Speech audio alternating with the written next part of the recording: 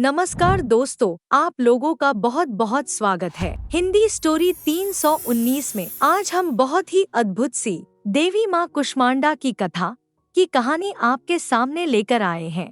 अगर आप पहली बार हमारे चैनल को देख रहे हैं तो हमारे चैनल को सब्सक्राइब कीजिए, लाइक कीजिए और कमेंट में जरूर बताएं किस तरह की कहानी आप सुनना चाहते हैं।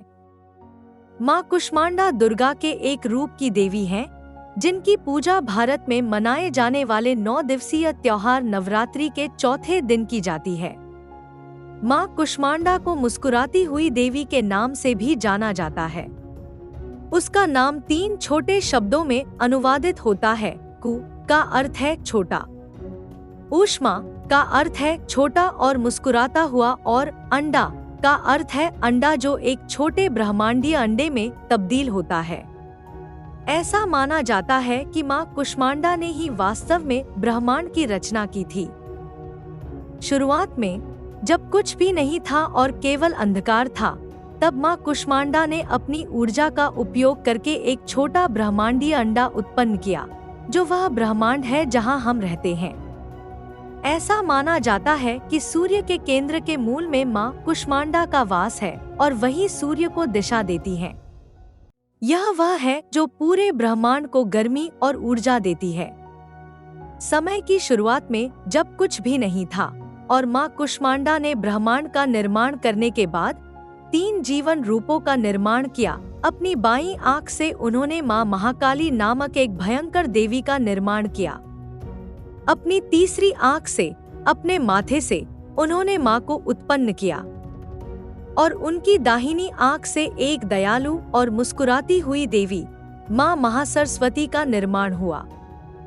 और फिर उसने इन 3 जीवन रूपों पर नजर डालना शुरू कर दिया। ये 3 जीवन रूप महालक्ष्मी, महाकाली और महासरस्वती पृथ्वी के पहले 3 जीवन रूप थे। उसने एक नजर महाकाली पर डाली। महाकाली से एक नर और मादा उत्पन्न हुए। नर के 5 सिर और 10 भुजाएं थी। उसने उसका नाम शिव रखा। मादा का 1 सिर और 4 भुजाएं होती हैं। उसने अपना नाम सरस्वती रखा। फिर उसकी नजर महालक्ष्मी पर पड़ी और उससे भी एक नर और एक मादा उत्पन्न हुए। नर के 4 सिर और 4 भुजाएं थी। उसने उसका नाम ब्रह्मा रखा। मादा के 1 सिर और 4 हाथ हैं। उसने उसका नाम लक्ष्मी रखा। तभी माँ कुष्मांडा की नजर महासरस्वती पर पड़ी और उससे भी एक नर और एक मादा निकले। नर का 1 सिर और 4 भुजाएं थी। उसने उसका नाम विष्णु रखा। और मादा के भी 1 सिर और 4 भुजाएं थी और उसने उसका नाम शक्ति रखा। और फिर उन्होंने शिव को शक्ति, ब्रह्मा को सरस्वती और विष्णु को लक्ष्मी को उनकी पत्नी के रूप में प्रस्तुत किया। ऐसा माना जाता है कि इन तीनों ने ही शेष ब्रह्मांड का निर्माण किया।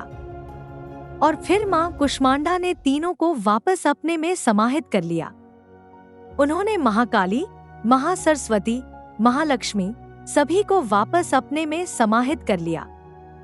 और फिर यह माना जाता है कि वह ऊर्जा के एक गोले के रूप में शक्ति के साथ एक हो गई। और तब से यह माना जाता है कि माँ कुष्मांडा ही वास्तव में पूरे ब्रह्मांड को अपनी गर्मी और ऊर्जा प्रदान करती हैं। नवरात्रि के चौथे दिन हम माँ कुष्मांडा से प्रार्थना करते हैं और वह अपने भक्तों के जीवन से सभी बाधाओं को दूर करती हैं। माँ कुष्मांडा की 8 भुजाएं हैं और इन 8 भुजाओं में वह कमंडल, धनुष, बाण, अमृत कलश, कमल, माला, चक्र और गदा धारण करती हैं। वह शेर की सवारी करती हैं और इसी वजह से उनके भक्त उनकी तरह निडर होते हैं। आप लोगों का बहुत बहुत धन्यवाद इस कहानी को सुनने के लिए।